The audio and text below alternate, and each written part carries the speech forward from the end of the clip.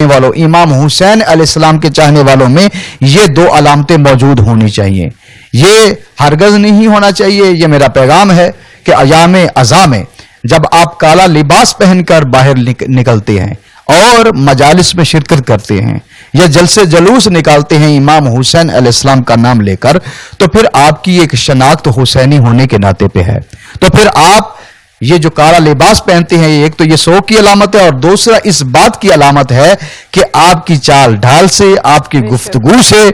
ऐसा महसूस हो कि वाकई आप इमाम हुसैन अलैहिस्सलाम के चाहने वाले हैं और दुनिया को देख के आप पर नाज हो कि आप इमाम हुसैन के पैरोकार हैं। इसी तरह इमाम जाफर सादिक अलैहिस्सलाम की एक रिवायत है, वो मैं आपके सामने बयान करता हूं। इमाम अलैहिस्सलाम ने ये इरशाद फरमाया कि हमारा चाहने वाला वो है कि अगर 1000 घर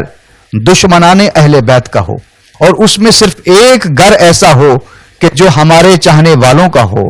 लेकिन वो एक घर और उसके घर के रहने वाले मकीन, उनका कैरेक्टर, उनका किरदार इतना पाक होना चाहिए कि वो 1000 जो घर हैं जो अहले बैत के दुश्मनों के हैं,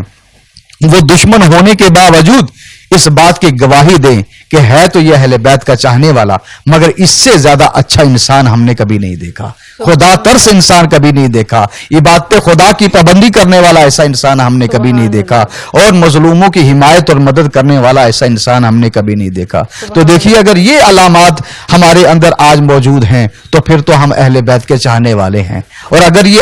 अलामात जो है हमारे अंदर मौजूद नहीं तो फिर हमें सबसे पहले अपने आप पे नजर करनी चाहिए कि हम सैयदुल शुहदा की शहादत से क्या पैगाम हासिल कर रहे हैं।